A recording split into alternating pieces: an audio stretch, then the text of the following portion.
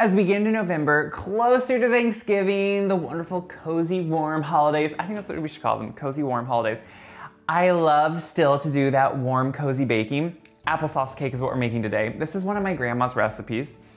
And honestly, a lot of times when we think of an applesauce cake, we think of something that is like supposed to be low fat because applesauce takes place of the oil. This cake, I more just think of a fall autumnal cake because the flavors are very much like that. So we're gonna start with some butter because butter's delicious, and honestly, it's very, standard. You cream butter and sugar, and that's kind of the basis to a lot of things. So we're gonna add some sugar.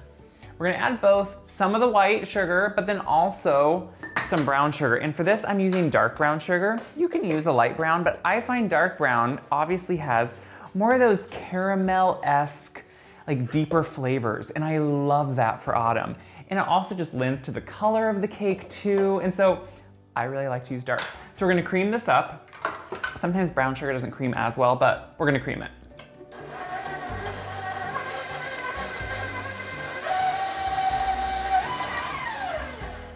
So as you can see, this doesn't cream up like normal just white sugar and butter does. It stays a little bit more together, which is totally fine. It's combined.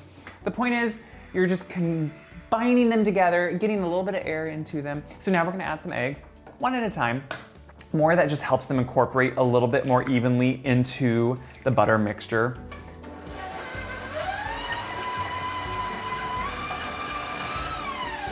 As you can see, that instantly completely changes the texture. It breaks it up. We're gonna add one more egg, get it to about the same point.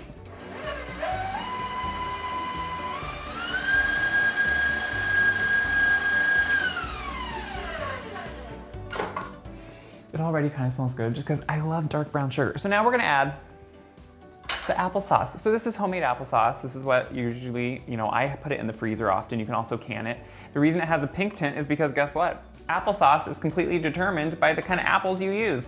So fall apples usually have more of a pink tint because usually you use a red, apple. And so a lot of times then it comes off coming with a nice pink color. So we're gonna add this in. This is why I kind of love older recipes, and a lot of times I use recipes my grandma used, or still uses, because they kind of just use what you have, and often they were kind of coming out of being really economical and using things you had at home, and so they still work out really well for that today. So we're gonna mix that in.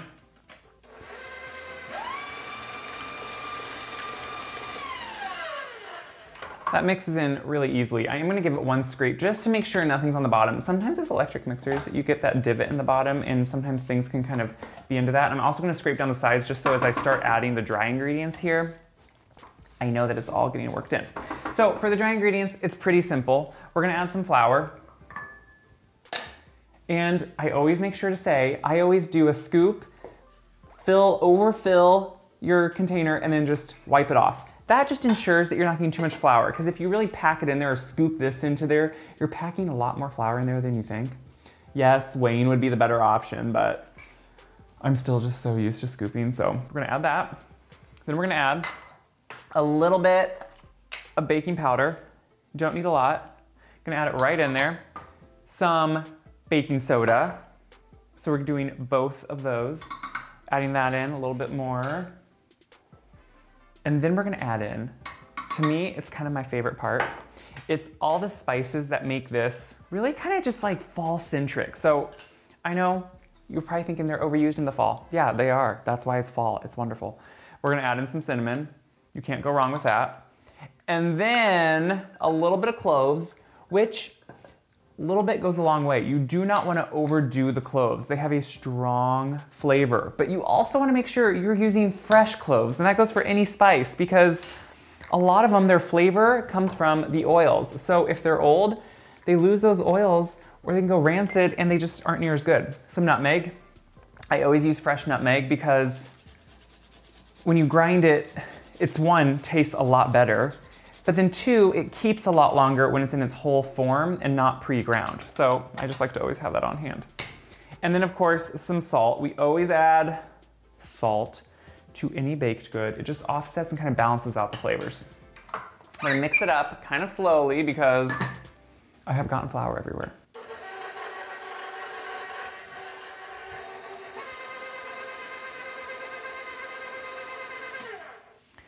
So at this point, anytime I add the dry ingredients like that, I do not like to overmix it.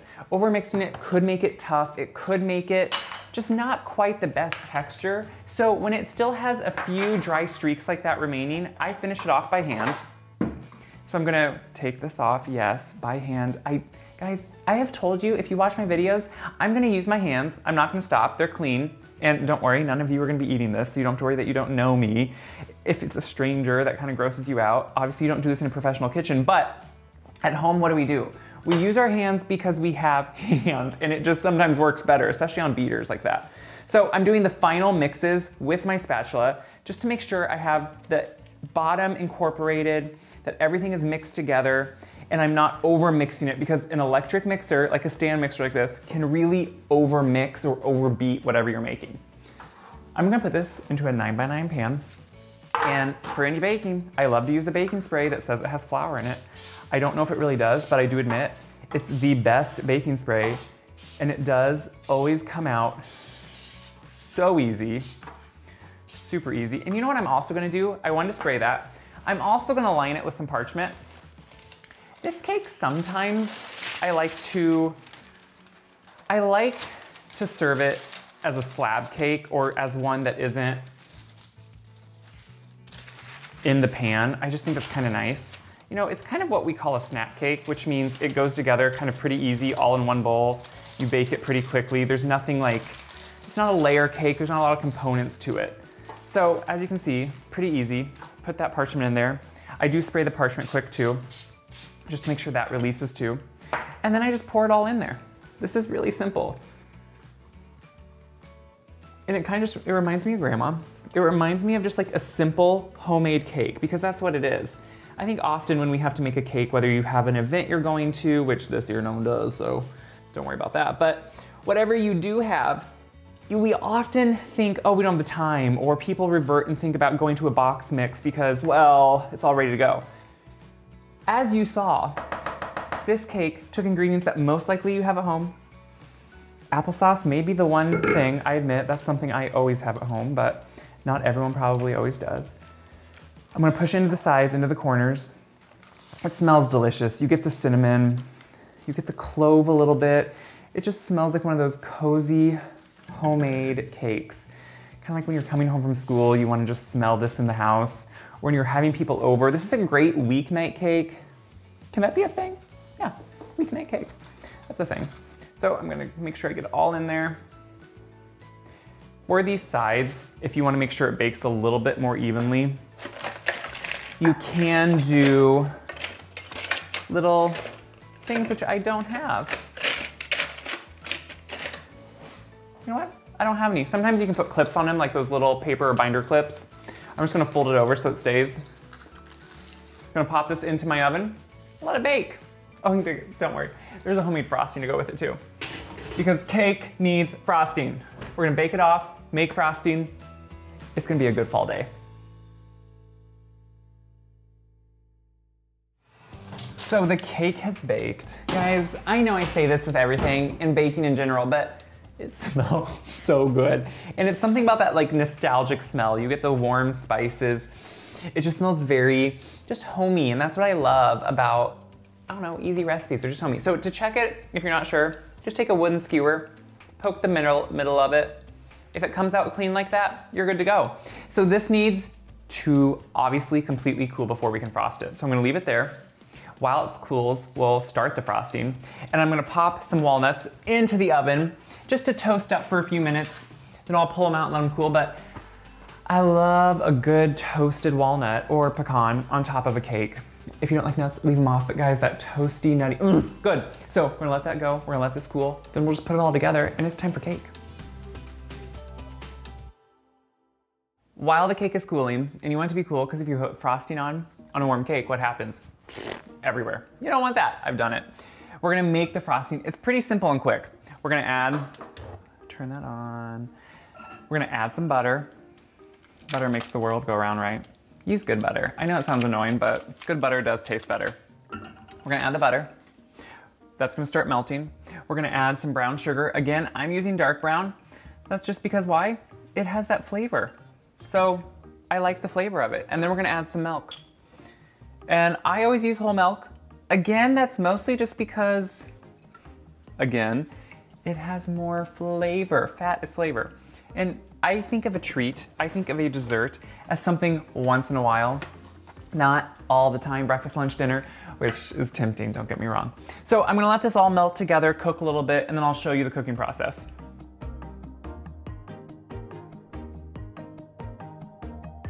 So this has started cooking. You can come in and see it's bubbling around the center, and this is what you want. You're kind of, really what you're doing is you're melting the sugar, you're making sure it's combined, and it needs to cook for a while to make sure it does that. So I'm gonna let it kind of like low boil. Let's call it a low boil. Back in the day, that's what they used to do. They had a high boil, mid boil, low boil. More what you wanna do is just make sure it kind of stays on that simmer for a couple minutes, and then you know everything's evenly combined.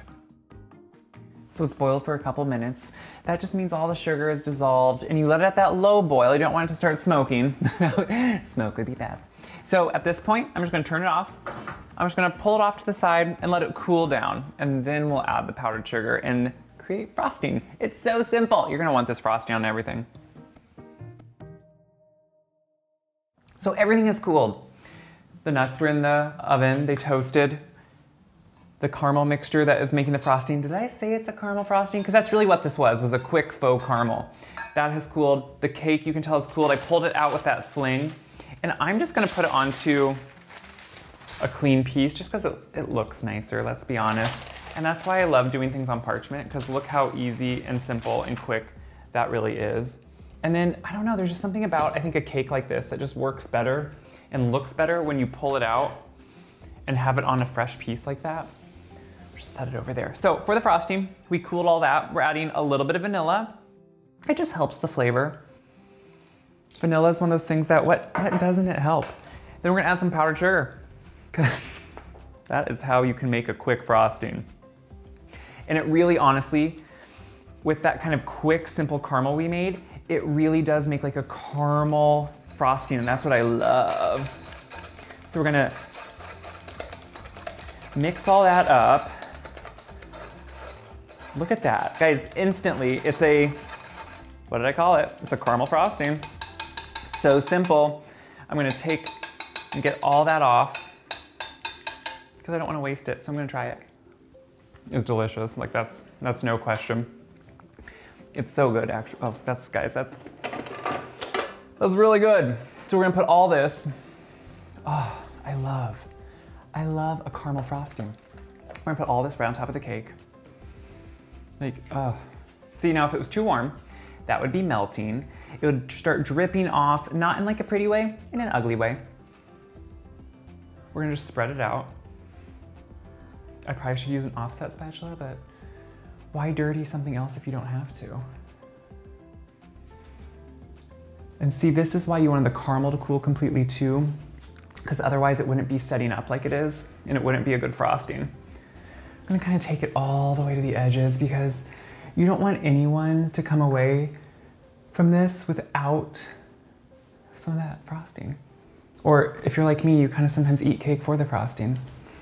I'm kind of one of those people. Even that crappy wedding cake frosting, like I'm there for it. Yum. So for the nuts that I toasted, this is just one of those added things, and I'm gonna be honest, this is showing me being like an old person at heart. Not old, an elderly, wonderful person at heart, okay? I mean that in the best compliment ever. I love any type of like toasted nut. To me, just finishes off a brownie, a cake, especially on some of these nostalgic recipes. They just are kind of meant to have it with it. So when they toast up, they cut so easily. You really kind of smell that toasted oils that are in the nuts, and they just smell so fragrant and beautiful. And I kind of love it. So we're just gonna chop them up. I'm gonna sprinkle them on because, like I said, for me, the cake, it needs them. And, you know, for this, I'm just gonna sprinkle them all over the top. You could do something special if you wanted to, but I think making a cake is the special part, because once in a while, a homemade cake like this, it just hits the spot. Having a bad day, you're wanting to have some close friends over, make a cake, enjoy it, take it away, take it to a function when those start happening again. And there you go. That simple. You have a perfect cake, you guys. So simple, so delicious. I kind of want to try it. Let's try it.